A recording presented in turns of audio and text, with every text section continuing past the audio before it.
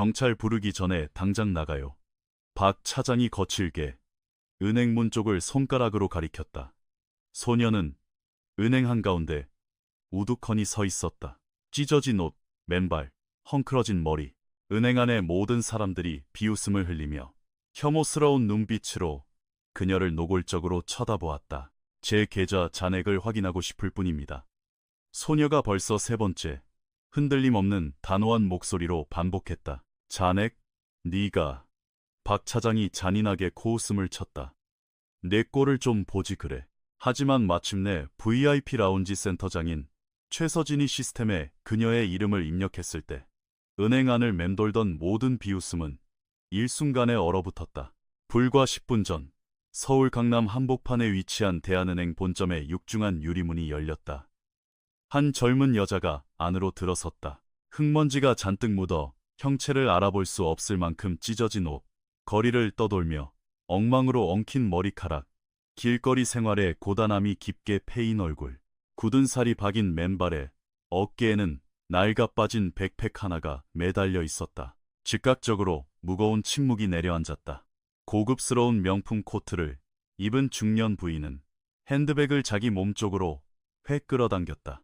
맞춤 정장을 입은 남자는 슬그머니 뒷걸음질을 쳤고 아이 손을 잡고 있던 젊은 엄마는 아이를 등 뒤로 숨기며 손을 꽉 쥐었다. 하지만 소녀는 창구를 향해 똑바로 걸어갔다. 아무도 쳐다보지 않았고 시선은 오직 앞만 향해 있었다. 건장한 체격에 흠잡을 데 없이 깔끔한 유니폼을 입은 은행 청원경찰 강대원이 빠르게 다가왔다. 아가씨, 여긴 이러고 들어올 곳이 아닙니다. 저기 사거리 돌아서 가면 무료 급식소가 있으니까 그쪽으로 가요. 당장 나가주셔야겠습니다. 소녀는 걸음을 멈추고 깊은 숨을 내쉰 뒤 천천히 고개를 돌려 그를 바라보았다. 제 계좌 잔액을 확인하고 싶습니다. 그녀의 목소리는 너무나도 차분하고 또렷하며 완벽한 표준어였다. 길거리 노숙자에게서 기대할 수 있는 목소리가 아니었다. 강 대원은 미간을 찌푸렸다. 잔액? 아가씨, 장난치지 마요. 아가씨가 이 은행에 계좌가 있을 리가 없잖아. 강제로 끌어내기 전에 좋은 말 할 때 나가요. 계좌 있습니다. 제 잔액을 확인하려는 것뿐입니다. 영업점 내 웅성거리는 소리가 퍼지기 시작했다. 억눌린 웃음소리와 악의적인 섞인 말들이 들려왔다. 어머머, 저 여자, 자기가 이 은행에 계좌가 있다고 생각하나 봐. 정신이 오락가락하는 불쌍한 사람이네. 누가 저 여자 무슨 미친 짓 하기 전에 경찰 좀 불러요. 그때 캡모자를 쓰고 백팩을 맨 젊은 남성 고객 한 명이 나섰다. 저기요. 적어도 무슨 사정인지 말이라도 들어봅시다. 듣는다고 돈 드는 것도 아니잖아요. 하지만 대부분의 사람들은 그를 무시했다. 소녀는 자리에 꼿꼿이 선체에 위축되지도 소리를 지르지도 않고 그저 기다렸다. 그때 그가 나타났다. 박 차장, 45세. 살짝 나온 배의 포마드로 머리를 말끔히 넘긴 그는 사람의 가치를 잇고 있는 옷의 브랜드표로 매기는 부류의 인간이었다. 그는 마치 이 상황 자체가 강남 한복판에 있는 자신의 엘리트 지점에 대한 개인적인 모욕이라도 되는 양 잔뜩 짜증난 얼굴로 성급히 걸어와. 여기 도대체 무슨 일이야? 강 대원이 소녀를 가리켰다. 이 여자가 들어와서는 자꾸 자기 계좌가 있다고 우깁니다. 나가라고 수차례 경고했는데도 버티고 있습니다. 박 차장은 그녀를 위아래로 훑어보았다. 그의 눈빛은 순수한 경멸 그 자체였다. 잘 들어, 아가씨. 여기서 무슨 사기를 치려는지 모르겠는데 그런 수작 안 통하니까 꿈깨. 여긴 강남 최고의 지점이고 오시는 고객님들도 다 그에 걸맞은 분들이야. 당신 지금 우리 고객들 불쾌하게 만들고 있잖아. 그러니까 모두를 위해서 당장 여기서 나가. 소녀는 미동도 하지 않았다. 이 은행에 제 계좌가 있습니다. 잔액을 확인하고 싶을 뿐입니다. 이건 제 권리입니다. 박 차장이 어이없다는 듯 비열한 미소를 지었다. 권리? 당신이 여기서 주장할 권리 따윈 없어. 당신 꼴을 좀 봐. 당신 같은 상태에 인간이 우리 은행에 계좌를 가지고 있을 거라고 정말 누가 믿을 것 같아? 소녀는 마른 침을 삼켰지만 꼿꼿한 자세는 잃지 않았다. 겉모습이 은행 잔고를 결정하진 않죠. 그 대답에 박 차장은 허를 찔린 듯 당황했다. 그가 예상한 반응이 아니었지만 이내 특유의 오만함을 되찾았다. 됐어. 그만해. 당장 경찰 불러. 그때 날카로운 여성의 목소리가 영업점을 갈랐다. 잠깐만요. 모두가 고개를 돌렸다. 관리 총괄이자 VIP 라운지 센터장인 최서진이었다. 50대 초반의 크고 마른 체형, 한치의 오차도 없는 회색 정장, 아찔한 키릴, 완벽하게 세팅된 메이크업. 그녀는 지점 내에서 피도 눈물도 없이 엄격하고 융통성 없기로 악명이 높았다. 누구도 그녀를 좋아하지 않았지만 모두가 그녀를 두려워했다. 최 센터장이 소녀를 향해 걸어갔다. 대리석 바닥 위로 그녀의 구두굽 소리가 규칙적이고 위압적으로 울려 퍼졌다. 그녀는 소녀의 코앞에서 걸음을 멈추고 혐오감과 묘한 흥미가 뒤섞인 표정으로 위아래를 훑어보았다. 여기 계좌가 있다고? 네. 플레임이 뭡니까? 소녀는 1초 정도 망설이더니 단호하게 대답했다. 한서연입니다. 최 센터장은 눈썹을 치켜올리며 냉소적인 미소를 지었다. 한서연, 이름은 참 예쁘네. 당신 꼴이랑 전혀 안 어울린다는 게 흠이지만 고객들 사이에서 비웃음 섞인 헛기침이 울려 퍼졌다. 박 차장, 시스템 조회해봐. 이 지긋지긋한 광대노름 당장 끝내버리게. 박 차장은 근처 PC로 다가가 이름을 입력하고 기다렸다. 화면을 뚫어지게 보던 그의 미간이 좁아졌다.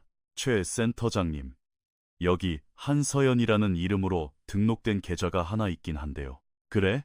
최 센터장의 입가에 걸려있던 미소가 사라졌다. 어떻게 된 거야? 엄청 오래된 계좌입니다. 세상에, 무려 18년 전에 개설된 계좌네요. 영업점 안으로 숨막히는 침묵이 밀려들었다. 최 센터장은 여전히 의심스러운 눈초리로 서연을 돌아보았다. 그것만으론 아무것도 증명 안 돼. 동명이인일 수도 있고 명의도 용일 수도 있지. 박 차장, 계좌 첨부 서류 확인해. 박 차장이 키보드를 몇 번 더 두드렸다. 서류 다 첨부되어 있습니다. 주민등록번호, 등본, 등록주소지 완벽하게 일치합니다. 서연은 여전히 석상처럼 미동 없이 서 있었지만 이제 그녀의 눈빛에는 무언가 다른 것이 서려 있었다. 어떤 조용하지만 강력한 빛 같은 것이었다. 최 센터장은 슬슬 인내심의 한계를 느끼고 있었다. 됐고, 잔액이 얼마야? 기껏해야 10,000원, 20,000원 들어있겠지. 박 차장이 거래 내역을 열기 위해 마우스를 클릭했다. 그리고 그는 그대로 얼어붙었다. 그의 얼굴에서 핏기가 싹 가셨다. 눈은 튀어나올 듯 커졌고 입은 반쯤 벌어졌지만 아무런 소리도 내지 못했다. 최 센터장이 그 이상한 낌새를 눈치챘다. 박 차장, 잔액이 얼만데 그래? 그는 차마 대답하지 못하고 덜덜 떨리는 손으로 모니터를 그녀 쪽으로 돌려주었다. 화면을 확인한 최 센터장은 그녀의 은행원 인생 수십 년 만에 처음으로 완벽하게 말문이 막혀버렸다. 서연은 여전히 흔들림 없이 그 자리에 서서 기다리고 있었다. 최 센터장은 마치 자신의 눈이 헛것을 본 것처럼 연거푸 눈을 깜빡였다. 모니터 쪽으로 몸을 숙이고 목에 걸려있던 돋보기 안경을 콧등에 올렸었다. 오류가 아니었다. 화면 속 숫자는 너무나도 진짜였고 구체적이었으며 절대로 무시할 수 없는 단위였다. 그녀는 호기심 많은 고객들이 볼 수 없도록 황급히 모니터 각도를 틀어버린 뒤 혼란과 짜증이 뒤섞인 표정으로 박 차장을 노려보았다. 이건 시스템 오류가 분명해. 다시 껐다 켜서 조회해. 박 차장은 이마에 식은땀을 흘리며 신경질적으로 키보드를 두드렸다. 센터장님, 벌써 3번이나 다시 확인했습니다. 잔고는 정확하고 계좌는 완전한 정상, 활성 상태입니다. 서연은 같은 자리에 꼼짝도 않고 서서 서두르는 기색도, 초조한 기색도 없이 그저 덤덤히 기다리고 있었다. 그녀의 그 기묘한 차분함이 오히려 주변 사람들을 더 불편하게 만들고 있었다. 줄을 서 있던 고급 정장 차림의 중년 남성이 큰 소리로 불평하기 시작했다.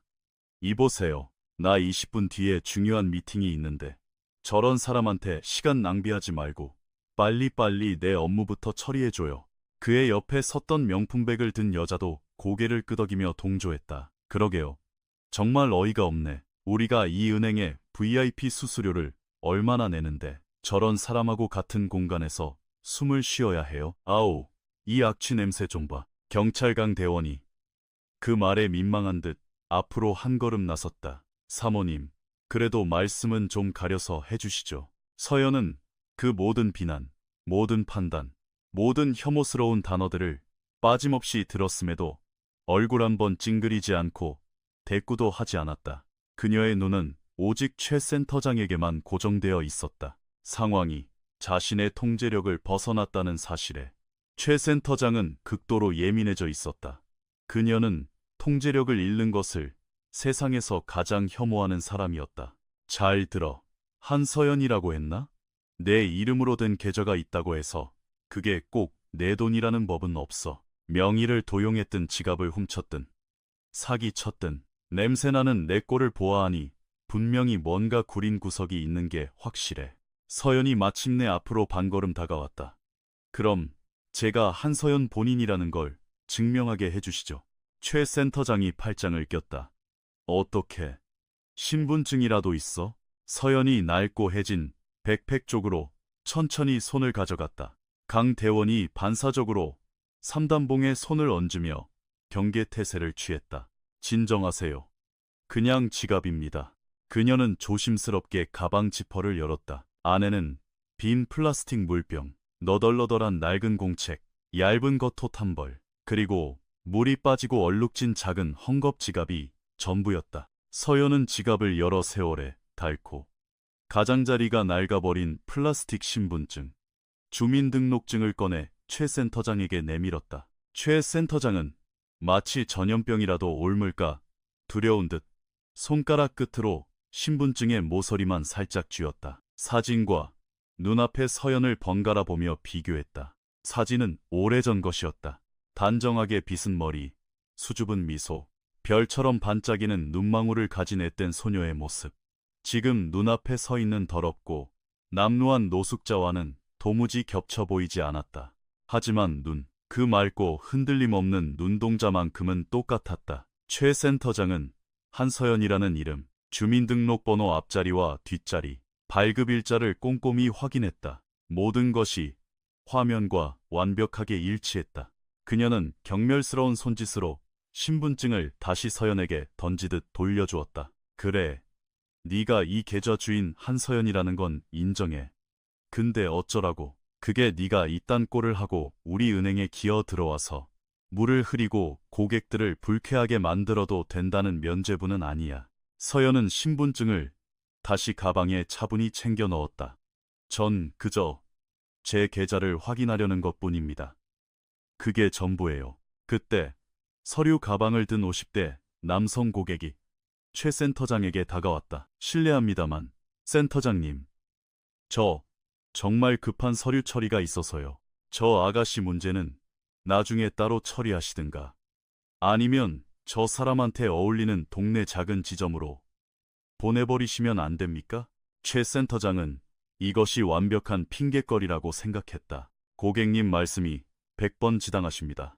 한서연 씨, 들었지? 당신 하나 때문에 우리 귀빈들이 피해를 보고 있잖아.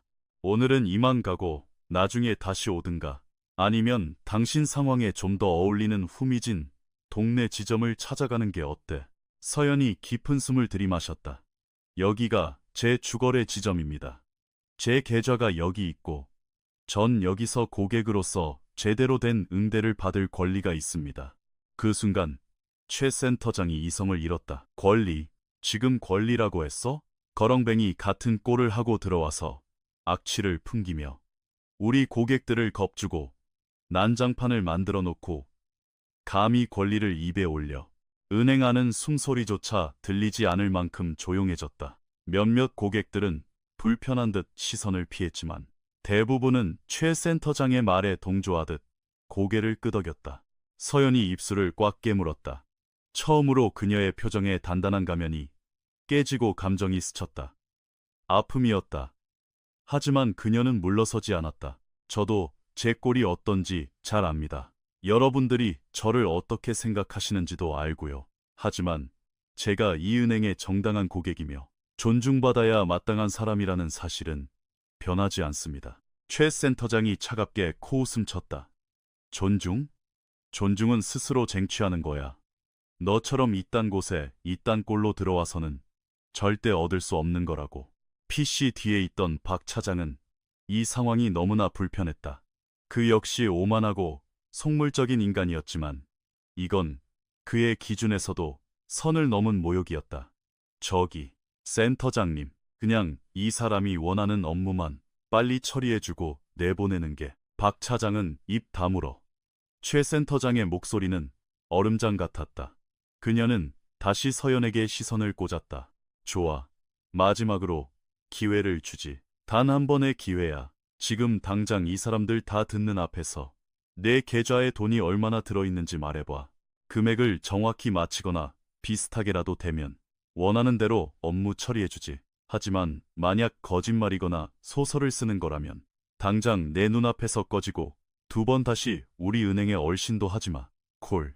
서연은 긴 시간 동안 침묵을 지켰다. 고객들은 숨을 죽이고 기다렸다. 몇몇은 기괴한 구경거리에 흥미를 느꼈고 몇몇은 짜증이 극에 달해 있었다. 최 센터장은 승리의 미소를 지었다. 그녀는 이 노숙자 주제에 계좌에 든 금액을 알 리가 없다고 확신했다. 필시 멀고 먼 친척 누군가가 이름만 빌려 만들어두고 방치한 대포 통장이거나 버려진 계좌일 터였다. 기껏해야 몇만 원에 잊힌 동전 푼돈이나 들어있을 것이 뻔했다. 서연은 최 센터장의 눈을 피하지 않고 정면으로 똑바로 쳐다보았다.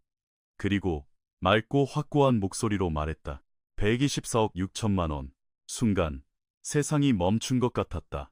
최 센터장의 미소가 그대로 굳어버렸다. 박 차장은 쥐고 있던 마우스를 툭 떨어뜨렸고 입을 떡 벌렸다. 주변에서 그 숫자를 들은 고객들은 망치로 머리를 맞은 듯 경악했다. 서연은 눈 하나 깜짝하지 않고 최 센터장을 응시하며 덧붙였다. 정확히는 124억 6천만 원.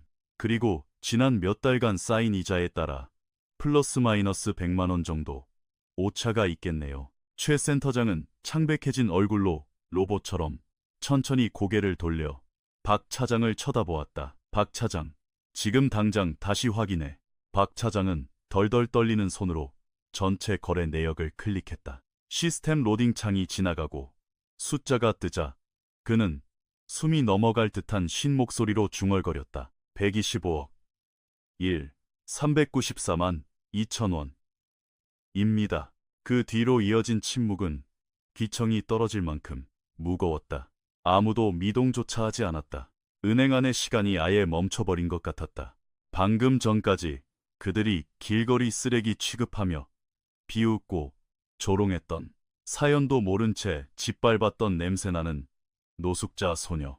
그녀가 바로 백억대 자산가였다. 최 센터장의 얼굴은 당장이라도 쓰러질 사람처럼 백지장처럼 하얗게 질렸다. 입이 붕어처럼 벙긋거렸지만 단 하나의 단어도 튀어나오지 않았다. 그녀가 뿜어내던 그 오만한 자신감, 역겨울 정도로 잘난 체하던 우월감이 단 몇 초 만에 산산조각이 났다. 박 차장은 마치 모니터를 노려보면 숫자가 줄어들기라도 할 것처럼 눈을 끔벅이며 화면만 멍하니 바라보고 있었다. 조금 전 빨리 내보내라고 역정을 내던 서류 가방을 든 남자는 너무 놀라 뒷걸음질을 치다 자신의 서류 가방에 걸려 비틀거렸다. 서연은 여전히 어떤 감정도 드러내지 않았다. 통쾌함도 분노도 안도감도 없었다. 처음 은행 문을 열고 들어왔을 때부터 보여주었던 그 무서운 평정심 그대로였다. 곧이어 그녀의 목소리가 정막을 깼다. 이제 제 업무 봐주실 수 있습니까? 최 센터장은 마른 침을 꿀꺽 삼키며 어떻게든 무너진 이성을 긁어모으려 했지만 그녀의 목소리는 심하게 떨리고 있었다. 확인해 보겠습니다. 박 차장, 계좌 데이터 다 확인해. 전부 다. 박 차장은 미친 듯이 키보드를 두드리며 계좌의 개설일, 예금주, 거래 내역, 히스토리를 샅샅이 뒤졌다. 18년 전에 개설된 계좌입니다. 그의 목소리는 여전히 물기를 머금은 듯 덜덜 떨렸다. 예금주 한서연 본인 맞고요. 지난 6개월간은 거래 내역이 아예 없습니다. 그 전까지는 매달 엄청난 금액의 정기 입금과 이체 내역이 있습니다. 흠잡을 데 없는 완벽한 최우수 VIP 계좌입니다. 서연의 입에서 작고 씁쓸한 한숨이 새어나왔다. 6개월 동안 거래 없음. 그 정보가 은행 안 사람들의 뇌리에 메아리 쳤다. 지난 6개월은 의심할 여지 없이 그녀의 인생에서 가장 지옥 같은 시간이었을 것이다. 그때 저 안쪽 창구에서 이 모든 상황을 주의 깊게 지켜보던 나이 지긋한 직원이 자리에서 일어났다.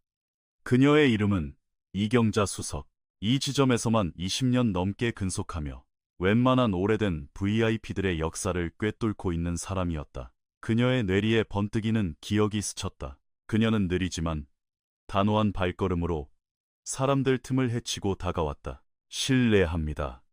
이 수석이 조용히 입을 열었다. 최 센터장이 신경질적으로 돌아보았다. 이 수석님, 지금 나설 때가 아닙니다. 저 계좌, 제가 아는 계좌입니다. 모두의 시선이 노련한 베테랑 은행원에게 쏠렸다. 서연도 고개를 돌려 이 수석을 바라보았고 처음으로 서연에 굳어있던 표정에 변화가 생겼다. 알아봄의 눈빛이었다. 이 수석은 감정이 북받친 듯 떨리지만 또렷한 목소리로 말을 이었다. 이 계좌는 한명수 원장님과 이지영 원장님 부부가 개설하신 겁니다. 우리 은행 최고의 VIP셨죠. 강남에서 가장 큰 규모의 종합 건강검진센터와 성형외과 네트워크를 운영하시던 분들입니다. 최 센터장의 두 눈이 튀어나올 듯 커졌다. 한 원장님 부부. 기억납니다. 정말 엄청난 자산가셨죠. 맞습니다. 이 수석이 고개를 끄덕였다. 그 두 분이 하나뿐인 외동딸 서연 양을 위해 만드신 계좌입니다. 딸의 미래를 위해 매달 어마어마한 돈을 예금하셨어요. 서연이 순간 눈을 질끈 감았다. 깊은 슬픔과 고통이 그녀의 얼굴을 스치고 지나갔다. 이 수석이 서연을 향해 한 걸음 다가갔다. 서연 양, 내가 아가씨를 마지막으로 봤을 때는 정말 작은 꼬마였는데 부모님 손을 잡고 이 은행에 올 때마다 항상 예의 바르고 예쁘게 웃던 아이였지. 도대체 그동안 무슨 일이 있었던 거예요? 서연이 천천히 눈을 떴다. 눈시울이 붉게 젖어 있었지만 그녀는 눈물을 흘리지 않으려 애써 눈을 크게 떴다. 부모님은 6개월 전에 돌아가셨습니다.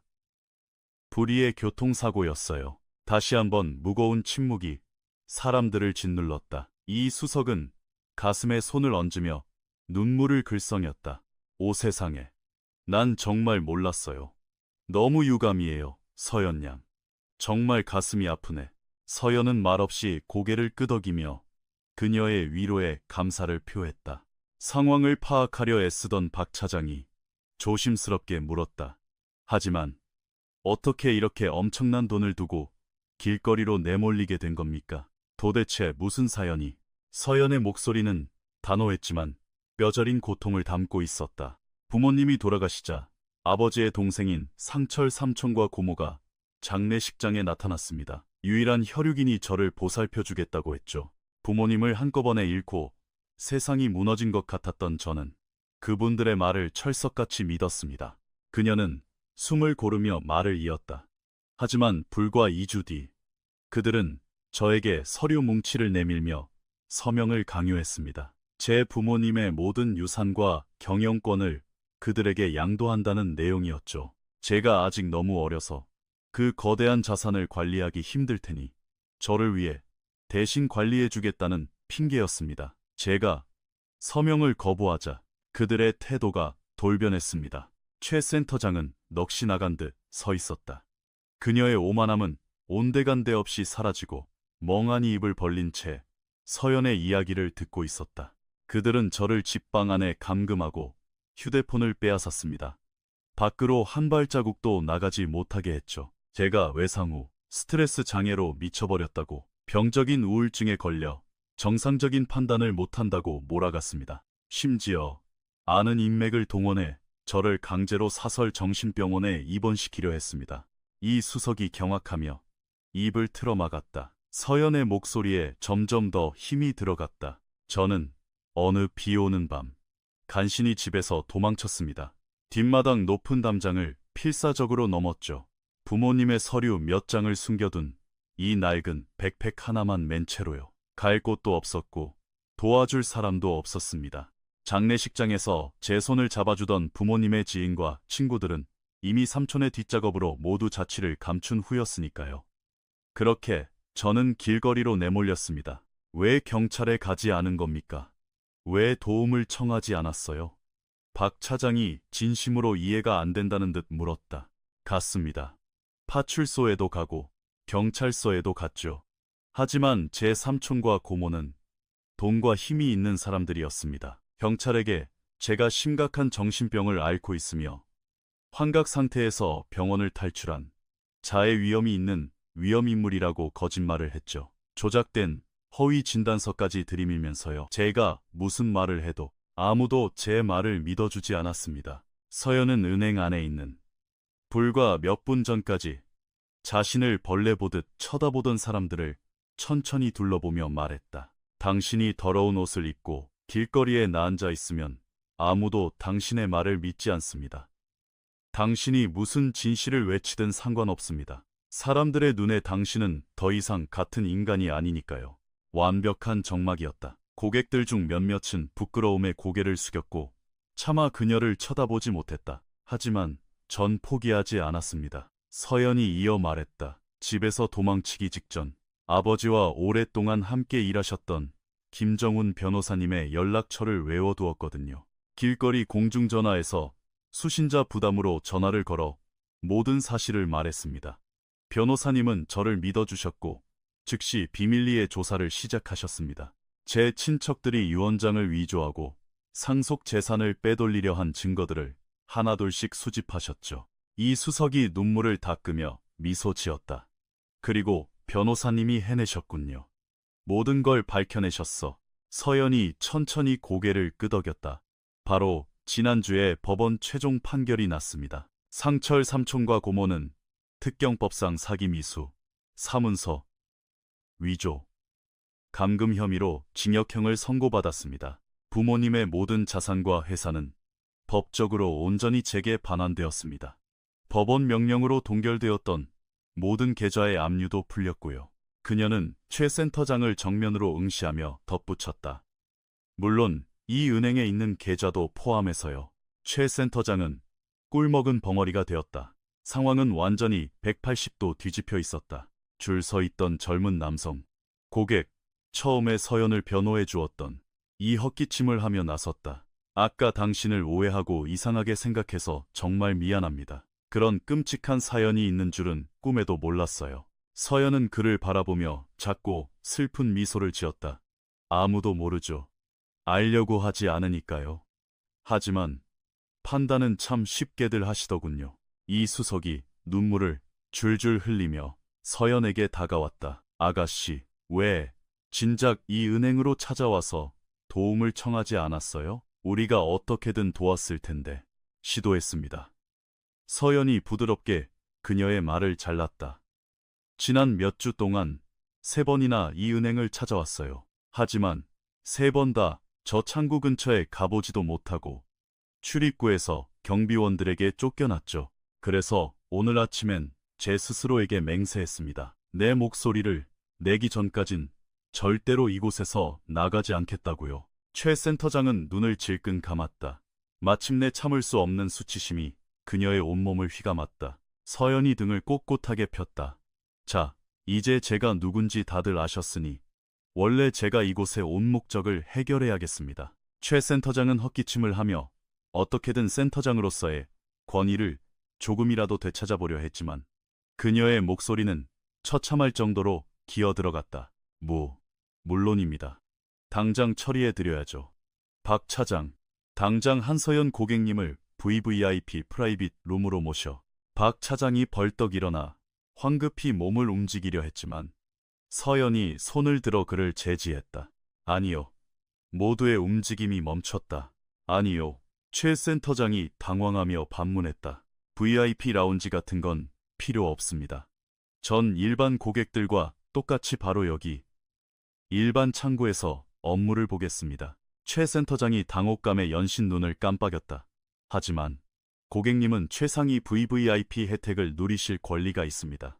이 정도 자산 규모라면 당연히 제가 어떤 사람인지 저도 잘 압니다. 서연이 단호한 목소리로 말을 잘랐다. 하지만 당신들은 몰랐죠. 여기 있는 누구도 몰랐습니다. 제가 누군지 몰랐을 때 당신들은 저를 쓰레기 취급했습니다. 그러니 이제 똑똑히 보여주고 싶군요. 제가 누군지 알게 된 지금 당신들이 저를 어떻게 대하는지 여기 있는 모든 사람들이 두 눈으로 똑똑히 지켜보게 할 겁니다. 숨막히는 긴장감이 공기를 짓눌렀다. 최 센터장은 마른 침을 삼켰다. 서연이 무엇을 하려는 건지 너무나 잘 알 수 있었다. 그것은 가르침이었다. 모두가 보는 앞에서의 철저하고 공개적인 굴욕을 통한 가르침. 원하시는 대로 하십시오. 최 센터장의 목소리는 거의 모기 소리만큼 작아져 있었다. 서연은 중앙 창구 의자로 다가갔다. 박 차장은 허둥지둥 반대편으로 뛰어가 모니터와 키보드를 세팅했다. 은행 안에 어떤 고객도 자리를 뜨지 않았다. 누구도 이 엄청난 순간을 놓치고 싶어 하지 않았다. 어떤 업무를 도와드릴까요? 고객님. 박 차장이 잔뜩 긴장한 채 물었다. 첫째, 지난 6개월간의 상세거래 내역서를 전부 출력해 주세요. 누군가 내 허락 없이 불법적인 거래를 시도한 적이 있는지 확인해야겠습니다. 박 차장은 미친 듯이 키보드를 두드려 내역서를 인쇄했다. 프린터에서 수십 장의 종이가 쏟아져 나왔다.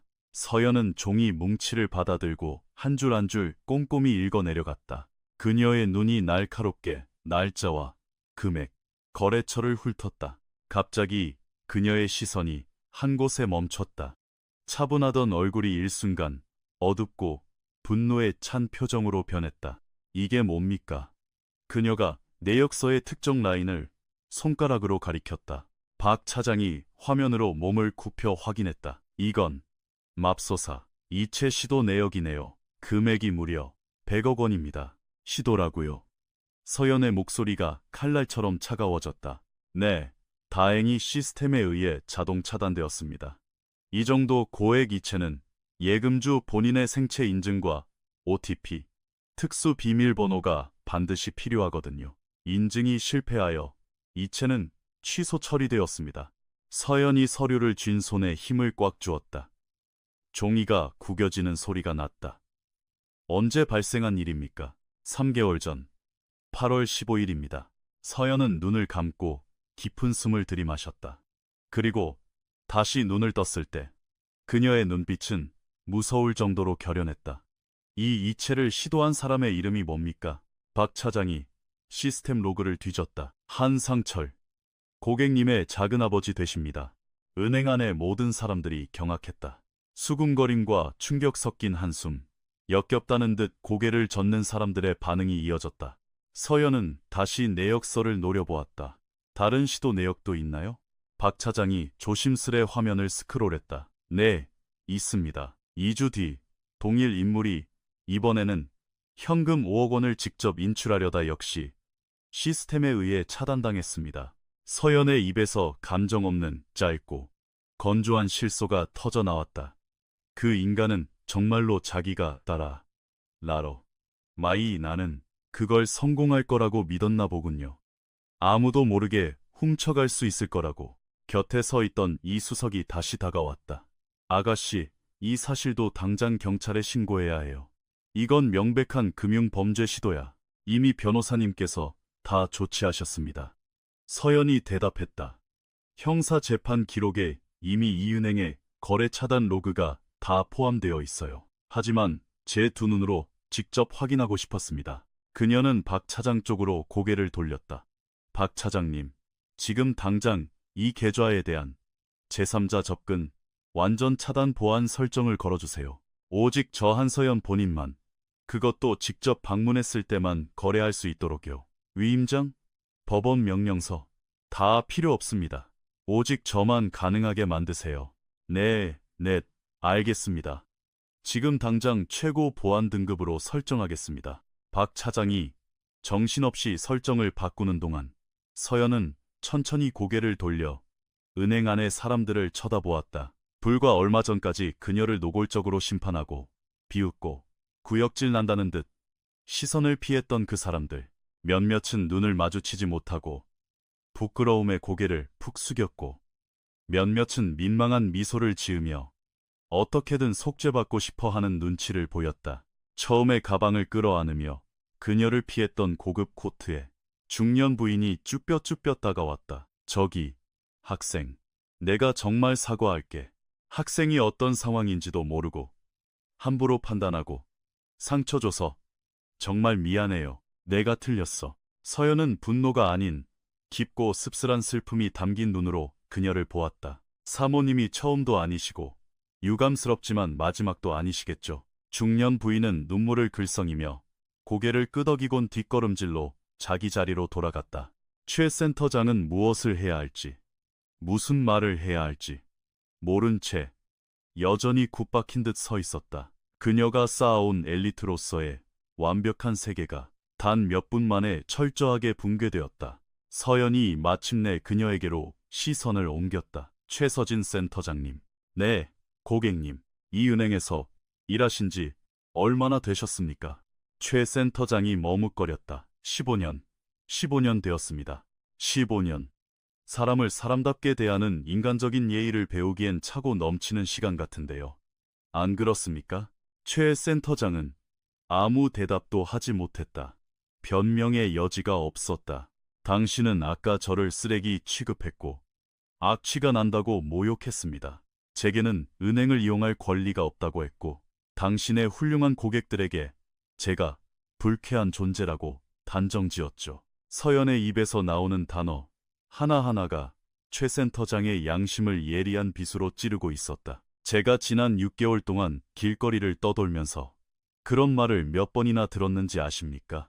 경찰들에게, 건물 경비원들에게, 길거리의 수많은 행인들에게, 그리고 당신 같은 사람들에게 단지 직업이 있고 깨끗한 옷을 입고 돌아갈 집이 있다는 이유 하나만으로 스스로가 엄청나게 우월하다고 믿는 그런 사람들에게 말입니다. 서연이 한 걸음 앞으로 다가섰다. 하지만 제가 길바닥에서 뭘 배웠는지 아세요? 인간의 인성과 품격은 통장 잔고와는 아무런 상관이 없다는 겁니다. 수백억을 가지고도 속이 시궁창처럼 썩어 문드러진 인간들이 있는가 하면 당장 오늘 밤 잘 곳이 없는 길거리 노숙자 중에서도 여전히 품위와 인간의 따뜻한 동정심을 잃지 않은 사람들이 있습니다. 최 센터장의 눈동자가 붉게 충혈되며 눈물이 차올랐지만 서연의 말은 끝나지 않았다. 전 지금 당장이라도 당신의 해고를 요구할 수 있습니다.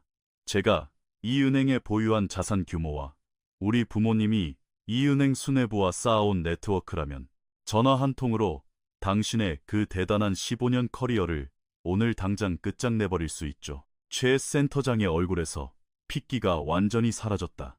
하지만 전 그렇게 하지 않을 겁니다. 최 센터장이 놀란 눈으로 서연을 쳐다보았다. 전 그렇게 하지 않을 겁니다. 왜냐하면 저는 당신 같은 인간이 아니니까요. 저는 한 사람의 가치를 그 사람의 가장 최악의 순간으로 심판하지 않습니다. 누구나 실수할 수 있고 더 나은 사람이 될 두 번째 기회를 받을 자격이 있으니까요. 기어이 최 센터장의 볼을 타고 뜨거운 눈물이 흘러내렸다. 다만 오늘 당신이 한 가지만은 뼈저리게 배웠기를 바랍니다. 앞으로 당신의 그 잘난 은행 문을 열고 남들과 다른 누군가가 들어올 때마다 오늘의 이 수치심을 기억하세요. 누군가를 외모로 평가하고 짓밟고 모욕하고 싶은 우월감이 들 때마다 명심하세요. 서연은 최 센터장의 두 눈을 뚫어지게 응시했다. 당신 앞 서 있는 사람이 어떤 사연의 무게를 짊어지고 있는지 당신은 절대 모릅니다.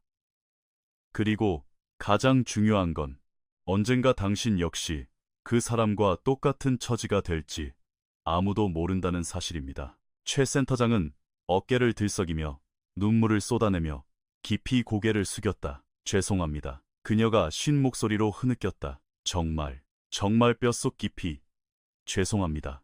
서연은 긴 침묵 끝에 천천히 고개를 끄덕여 그녀의 사과를 받아들였다. 고객님, 보안 설정 모두 완료되었습니다. 이제 안전합니다. 박 차장이 조심스레 보고했다. 감사합니다. 서연은 크게 심호흡을 한 뒤 손에 든 내역서를 한 번 보고 주변 사람들을 다시 둘러보았다. 이제 출금을 좀 해야겠습니다. 얼마를 인출하시겠습니까? 박 차장이 물었다. 서연은 잠시 생각하더니 말했다. 현금으로 5천만 원 부탁합니다.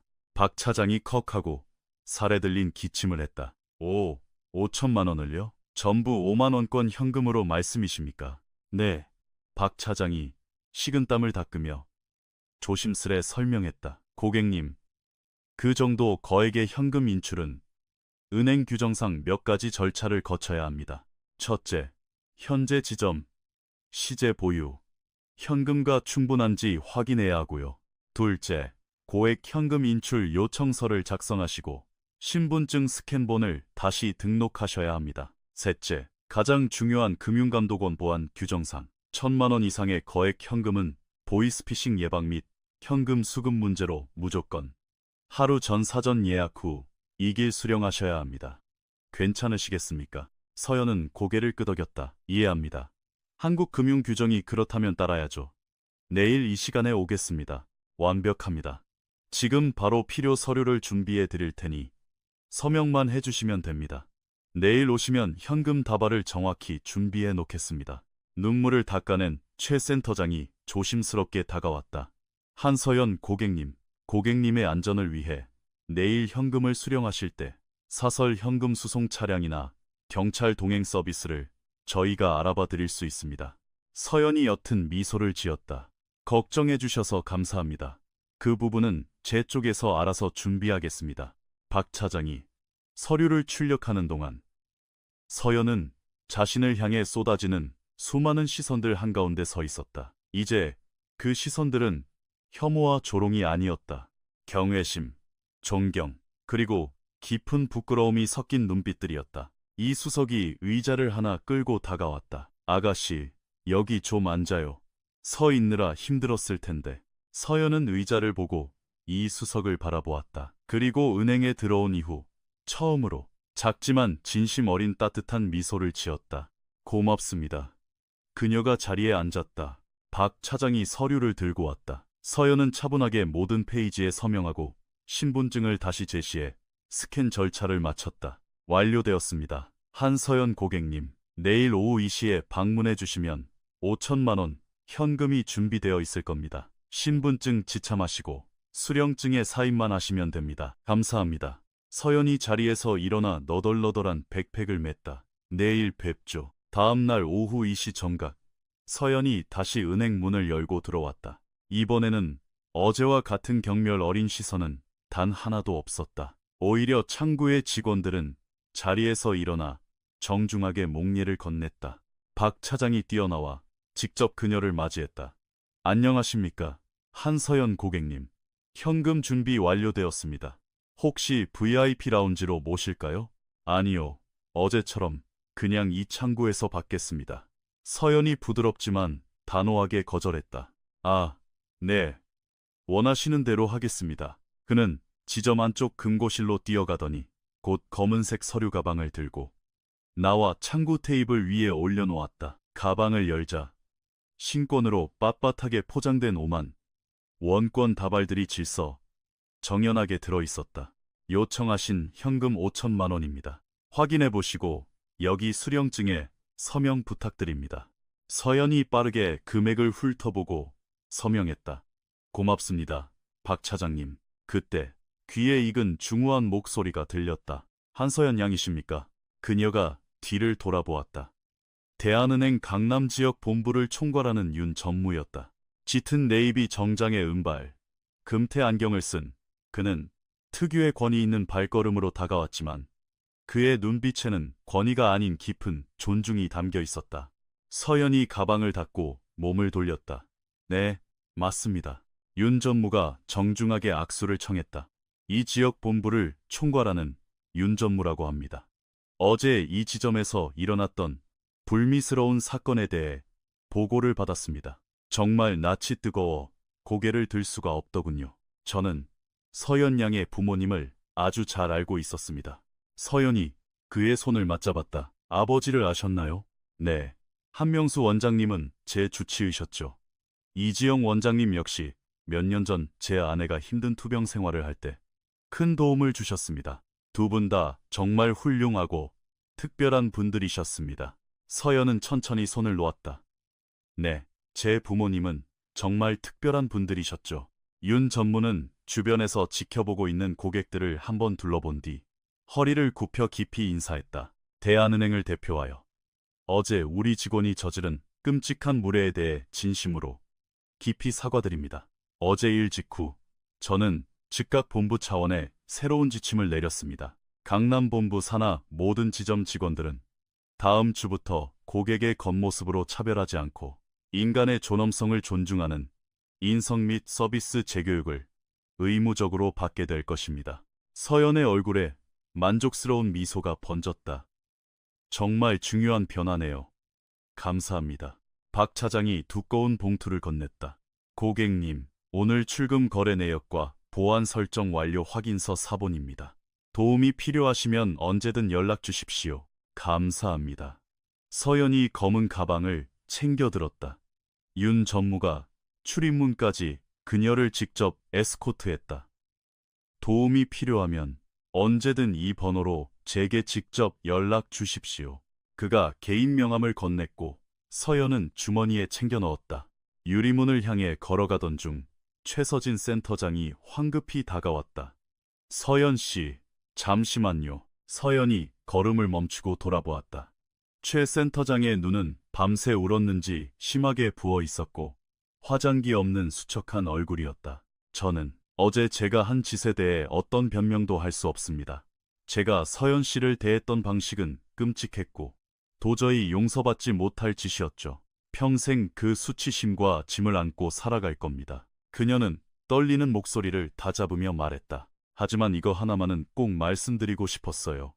서연 씨가 어제 저를 완전히 바꿔놓았습니다. 진심으로요. 저는 두 번 다시 겉모습으로 사람을 평가하지 않을 겁니다. 함부로 남을 심판하지 않을 거예요.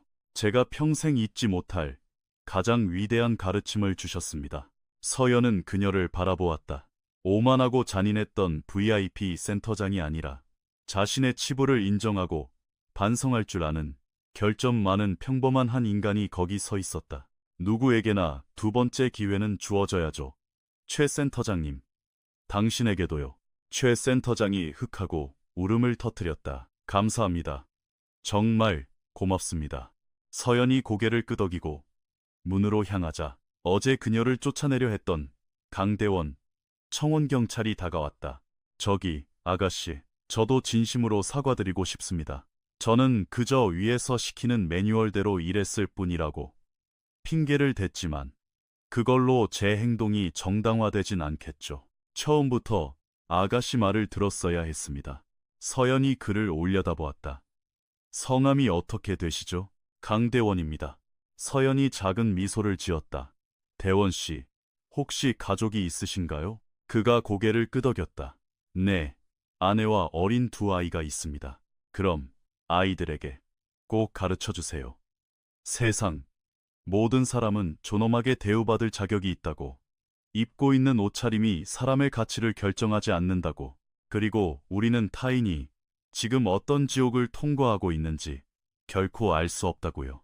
강대원의 눈에 눈물이 고였다. 명심하겠습니다. 반드시 그렇게 가르치겠습니다. 약속합니다.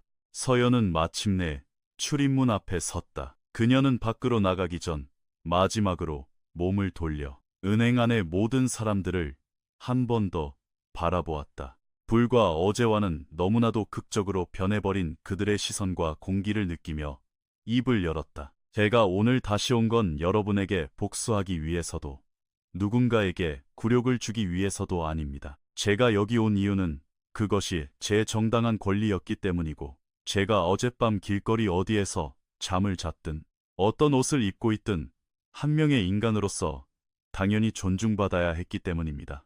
그녀는 잠시 말을 멈추었다. 제가 길거리를 떠돌았던 지난 6개월 동안 뼈저리게 배운 게 있다면 이 세상 모든 사람들은 단 한 명의 예외도 없이 존중받을 자격이 있다는 사실입니다. 여러분이 지하철역에서 바쁘게 스쳐 지나가는 노숙자, 횡단보도에서 구걸하는 할머니, 공원 벤치에 쓰러져 잠든 아저씨, 그들 모두에게는 저마다의 아픈 사연이 있습니다. 그들도 누군가의 귀한 가족이었고 그들 역시 우리와 똑같은 사람입니다. 모두가 존엄하게 살아갈 자격이 있죠. 은행하는 숨소리조차 들리지 않을 만큼 조용했다. 그러니 다음번에 길거리에서 힘든 처지에 놓인 사람을 보게 된다면 저를 기억해 주세요. 여러분은 그 사람의 진짜 사연을 알지 못한다는 사실을 기억하시고 여러분이 대우받고 싶은 딱 그 방식 그대로 그분들을 대해 주십시오. 그녀는 검은 현금 가방에 손잡이를 고쳐쥐었다. 왜냐하면 결국 저와 여러분의 차이는 단지 몇 가지 엇갈린 상황과 운의 차이일 뿐이니까요. 그리고 그 상황이라는 건 아주 순식간에 좋아질 수도 나빠질 수도 있는 법입니다. 그 말을 끝으로 한서연은 대한은행의 육중한 유리문을 열고 밖으로 나섰다. 등 뒤로 문이 부드럽게 닫혔고 은행 안의 모든 사람들은 몇 분 동안 아무도 움직이지 못했다. 그들은 방금 일어난 기적 같은 일을 곱씹고 있었다. 그들 평생 절대 잊지 못할 묵직한 가르침이었다. 서연은 5천만 원이 든 검은 가방을 들고 강남의 번화한 거리를 걸었다. 늦은 오후의 햇살이 그녀의 얼굴을 강하게 비췄지만 지난 몇 달 만에 처음으로 햇살이 눈부시게 느껴지지 않았다. 그녀의 발걸음은 깃털처럼 가벼웠다. 그녀는 두 블록을 지나 작은 근린공원에 도착했다. 나무 몇 그루와 나무 벤치, 그리고 낡은 어린이 놀이터가 있는 조용한 곳이었다. 그리고 그 벤치 중 하나에 그녀가 만나기로 약속한 사람이 앉아 있었다. 김정훈 변호사. 60대 중반, 백발이 성성한 머리에 금태 안경을 쓰고 깔끔하게 떨어지는 맞춤 정장을 입은 중년 신사였다. 그는 무릎 위에 가죽 서류 가방을 올려놓은 채 수심이 가득한 표정으로 앉아 있었다. 서연이 다가오는 것을 보자마자 그는 벌떡 일어났다. 서연 양, 오, 신이시여. 약속 시간보다 늦어서 무슨 일이 생긴 줄 알고 얼마나 걱정했는지 압니까? 서연이 희미하게 웃었다. 죄송해요, 변호사님. 예상치 못한 작은 소동이 좀 있었거든요.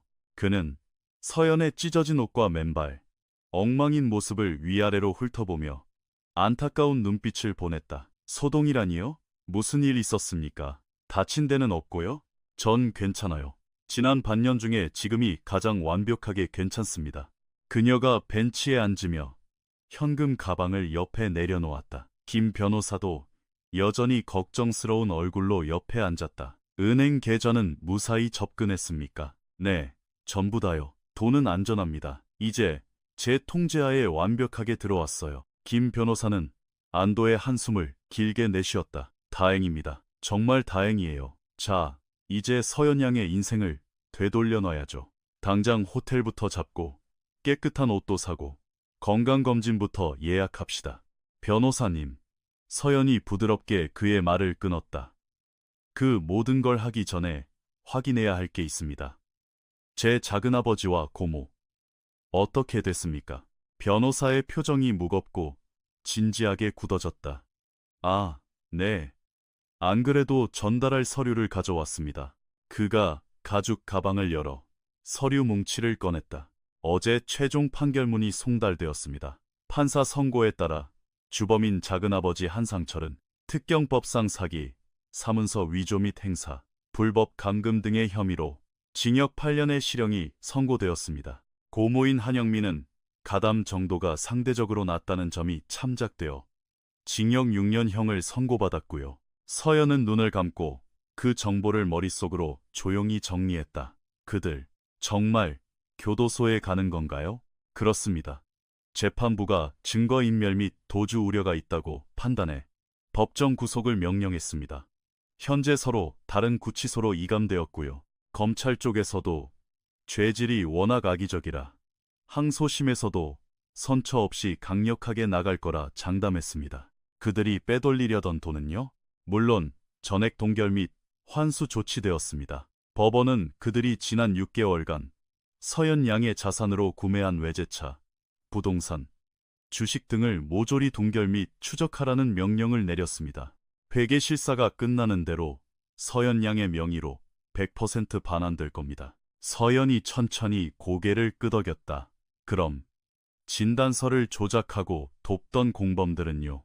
김 변호사가 서류 페이지를 넘겼다. 공소장에 따르면 허위정신과 진단서를 발급해준 의사 3명은 대한의사협회윤리위원회에 회부되었고 보건복지부로부터 면허 정지 처분을 받았습니다. 유언장 조작에 가담한 공증인 2명도 사문서 위조, 방조 혐의로 기소되었고요. 처음에 서현 양의 납치, 감금 신고를 묵살했던 관할 경찰서 담당 수사관 역시 현재 경찰청 감찰관실에 내사를 받고 있습니다. 처음으로 서현의 가슴속 깊은 곳에서 정의와 비슷한 무언가가 느껴졌다. 그럼 정말 끝난 거네요. 전부 다 끝났습니다. 서현 양. 서현 양은 자유입니다. 서현 양이 승리한 거예요. 서현은 자신의 두 손을 내려다보았다. 허기를 채우기 위해 식당, 뒷골목 쓰레기 봉투를 뒤지던 손. 살을 애인은 한겨울밤의 추위 속에서 덜덜 떨며 몸을 껴안았던 손. 단 하루라도 더 살아남기 위해 바닥을 기어다니며 절망과 싸워야 했던 손. 제가 승리한 건지 잘 모르겠어요. 변호사님. 전 그저 살아남았을 뿐입니다. 김 변호사가 따뜻하고 다정한 손길로 서현의 어깨를 토닥였다. 서현 양은 단순한 생존, 그 이상을 해냈습니다. 포기하지 않고 싸웠잖아요. 보통 사람 같으면 10번도 넘게 스스로 목숨을 끊거나 무너졌을 상황에서 온 세상이 서현 양에게 쓰레기라고 손가락질할 때도 본인의 존엄성을 잃지 않았습니다.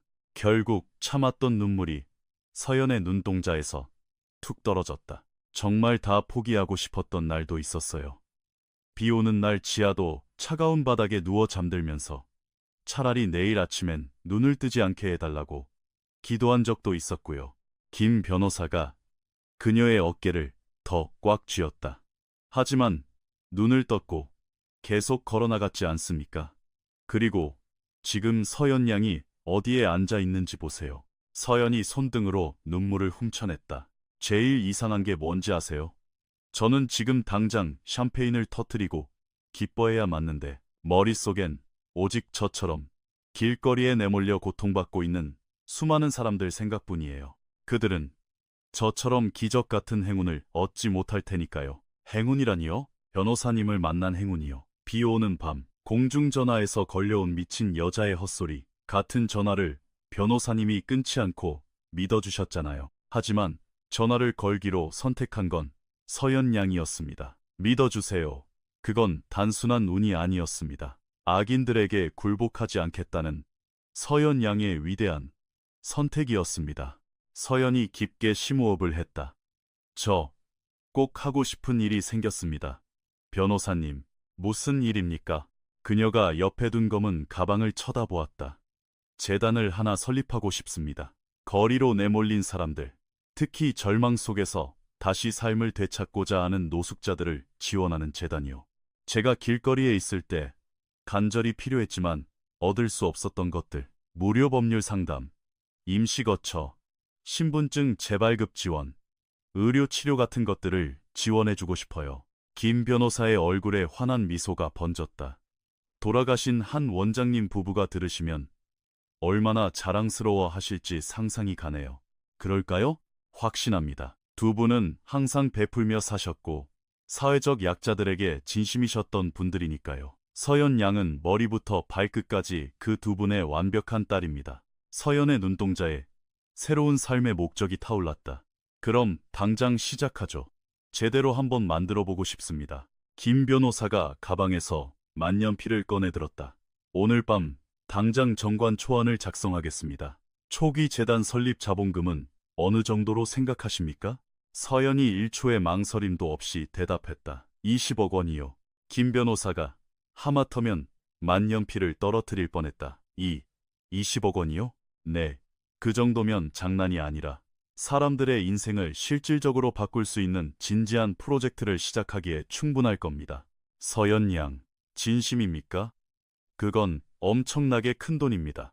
진심입니다. 그 돈이 제 부모님을 살려내진 못하겠지만 과거의 저처럼 모든 것을 잃고 죽어가는 사람들의 목숨은 살릴 수 있잖아요. 그들에게 희망을 줄 수 있고요.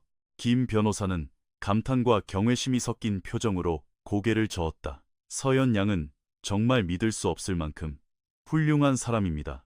알고 계십니까? 서연이 희미하게 웃었다. 저는 그저 인생의 가장 밑바닥 시궁창이 어떤 냄새인지 아는 사람일 뿐이에요. 그리고 아직 그 밑바닥에 있는 사람들에게 동아줄을 내려주고 싶은 것뿐이고요. 두 사람은 한동안 말없이 벤치에 앉아 평화로운 공원의 풍경을 바라보았다. 아이들이 까르르 웃으며 놀이터에서 그네를 탔고 젊은 엄마가 유모차를 밀며 지나갔다. 백발의 노부부가 두 손을 꼭 잡고 산책을 즐겼다. 지극히 평범하고 소박한 일상. 서연이 모든 것을 빼앗긴 채 잃어버렸다가 이제야 비로소 다시 되찾은 일상이었다. 변호사님, 질문 하나 해도 될까요? 물론이죠. 그날 밤 공중전화로 전화했을 때 씻지도 못하고 벌벌 떨면서 미친 사람처럼 횡설수설했는데 왜 제 말을 믿어주셨어요? 왜 다른 모든 사람들처럼 전화를 끊어버리거나 저를 무시하지 않으셨나요? 변호사는 안경을 벗어 손수건으로 조심스럽게 닦으며 대답했다. 왜냐하면 저는 서연 양의 부모님이 어떤 분들인지, 어떤 훌륭한 가치관을 가지고 사셨는지 너무나 잘 알고 있었기 때문입니다. 그리고 서연 양이 울부짖으며 상황을 설명할 때 당신의 목소리 안에서 두 분의 목소리를 들었습니다. 어떤 억울함 속에서도 절대 불의와 타협하지 않으려는 그 고결함과 강인함을요. 그가 다시 안경을 썼다. 게다가 저는 40년 차 변호사입니다. 사람이 거짓말을 할 때 어떤 목소리를 내는지 누구보다 잘 알죠. 그날 서연 양의 목소리는 제가 평생 들어본 것 중 가장 순수하고 절박한 진실이었습니다. 서연은 목이 메어오는 것을 느꼈다. 모든 것에 정말 감사드립니다. 감사할 것 없습니다. 저는 그저 인간이라면 마땅히 해야 할 도리를 했을 뿐입니다. 대부분의 사람들이 외면하는 도리 말입니다. 알아요. 그러니까 우리가 그걸 바꿔야죠. 서연이 검은 현금 가방을 챙겨 자리에서 일어났다. 꼭 바꿀 겁니다. 제가 할 수 있는 모든 걸 다 해서라도요. 김 변호사도 자리에서 일어났다. 이제 어디로 갈 생각입니까? 서연은 공원 주변을 둘러보다가 구석진 벤치에서 신문지를 덮고 웅크려 자고 있는 한 남자를 발견했다. 찢어진 바지, 떡진 머리, 베개 대신 베고 있는 까만 비닐봉지. 그녀가 환하게 미소 지었다. 이제 제가 받은 걸 다시 돌려주러 가야죠. 3일 뒤 서연은 서울 구도심의 낡은 뒷골목에 위치한 작은 식당 앞에 서 있었다. 그녀는 더 이상 찢어진 옷을 입고 맨발로 다니는 노숙자 소녀가 아니었다. 질 좋은 깔끔한 청바지, 새하얀 티셔츠, 편안하고 깨끗한 운동화 차림이었다. 머리는 깨끗하게 감아 단정한 포니테일로 묶었고 피부도 윤기를 되찾았다.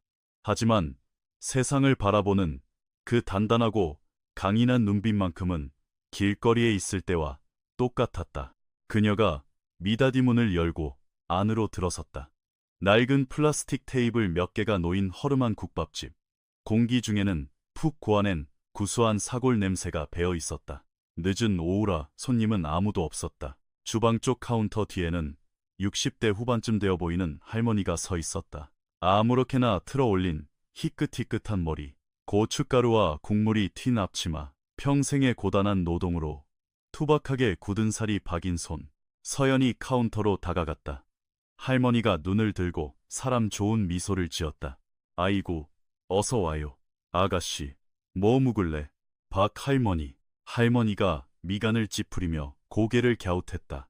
어잉, 나를, 아우, 네, 접니다.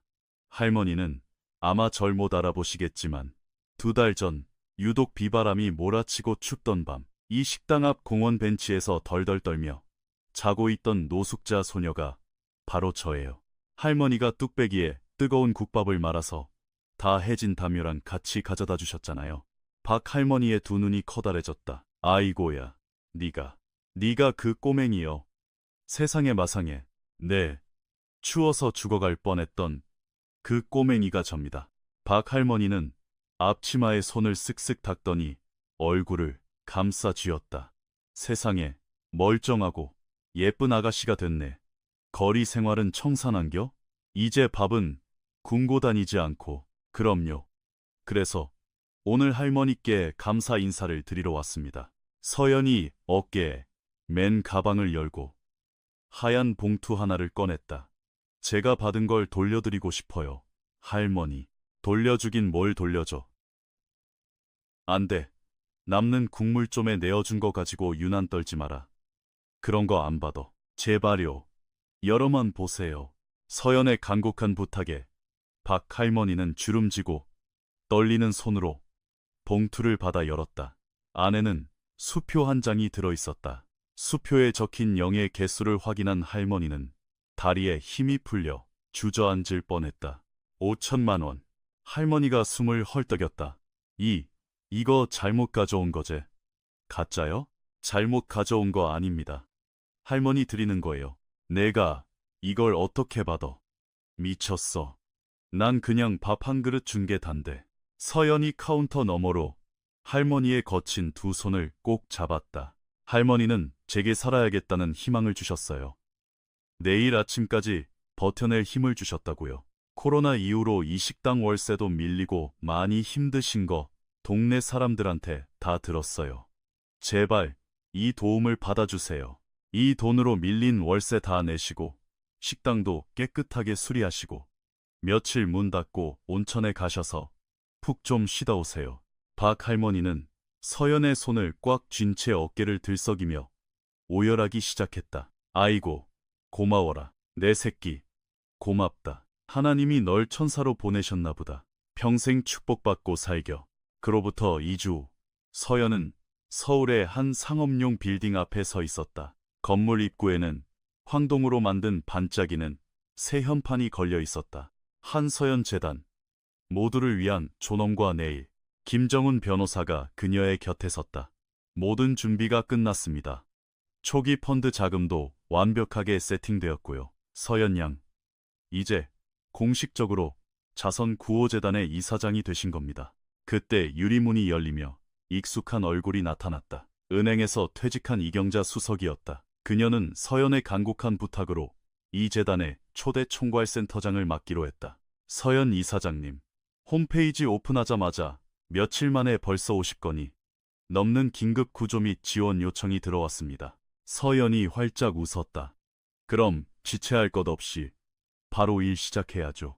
그녀가 건물 안으로 들어섰다. 내부는 화려하진 않지만 누구라도 마음이 편안해질 만큼 따뜻하고 아늑하게 꾸며져 있었다. 상담 리셉션, 무료 법률 지원센터, 기본적인 치료를 받을 수 있는 작은 부속 의원, 그리고 뒤편에는 노숙자들이 안전하고 따뜻하게 씻고 잠들 수 있는 깨끗한 쉼터가 마련되어 있었다. 서연이 길거리를 떠돌 때 밤하늘의 별을 보며 그토록 간절히 바랐던 바로 그 공간이었다. 복도 벽에는 액자 하나가 걸려 있었다. 하얀 의사 가운을 입고 환하게 웃으며 의료 봉사를 하고 있는 그녀의 부모님 사진이었다. 서연은 그 사진 앞에 잠시 멈춰 섰다. 그리고 어린 시절처럼 사진 속 엄마와 아빠 사이에 자신의 자리가 있는 것처럼 가만히 섰다. 해냈어요. 엄마, 아빠. 그녀가 나지막이 속삭였다. 저 포기하지 않았어요. 그로부터 6개월 뒤 한서연 재단은 이미 200명이 넘는 노숙자들의 자립을 돕고 일자리를 연결해 주었다. 서연이 이사장실에서 서류를 검토하고 있을 때 누군가 조심스럽게 문을 두드렸다. 들어오세요. 문을 열고 들어온 사람은 놀랍게도 최서진 전 대한은행 VIP 센터장이었다. 명품 정장과 키리를 버리고 수수한 셔츠에 단화를 신은 그녀의 얼굴은 놀라울 정도로 온화하고 편안해 보였다. 그녀에게서 더 이상 과거의 오만함은 찾아볼 수 없었다. 서연 이사장님, 저 지난달에 은행에 사직서를 냈습니다. 서연이 놀란 눈으로 펜을 내려놓았다. 왜요? 더 이상 그곳에서 견딜 수가 없었습니다. 화려한 대리석 바닥과 VIP 고객들을 볼 때마다 제가 과거에 저지른 끔찍한 차별과 오만함이 떠올라 숨이 막혔거든요. 그래서 다른 길을 찾기로 했습니다. 지난 몇 달 동안 주말마다 무료 급식소에서 봉사활동을 하며 지냈어요. 그리고 제 15년 은행원 인생 전체보다 그 몇 달 동안 배운 게 훨씬 많았습니다. 그녀가 깊은 숨을 들이마시며 조심스럽게 입을 열었다. 염치 없지만 이곳에서 일할 수 있게 해주시겠습니까? 이사장님이 세상에서 제일 꼴도 보기 싫은 얼굴이 제 얼굴이라는 건 잘 알지만 내일부터 당장 출근하세요. 최서진의 눈이 커졌다. 네? 우리 재단에 봉사자들을 총괄하고 관리할 유능한 행정 매니저가 필요하던 참이었거든요. 기왕이면 사람을 함부로 차별하는 게 얼마나 무서운 일인지 직접 겪고 뼈저리게 변해본 사람이면 더 완벽하겠죠. 최서진은 두 손으로 얼굴을 감싸고 흐느꼈다. 감사합니다, 서연 씨. 이 기회가 제게 어떤 의미인지 모르실 거예요. 아니요, 저야말로 누구보다 잘 알죠. 저를 믿으세요. 다시 1년의 시간이 흘렀다. 서연은 모든 것을 바꿔놓았던 은행 앞 그 공원에 서 있었다. 주머니에서 휴대폰이 울렸다. 김정훈 변호사였다. 서연 양, 속보입니다.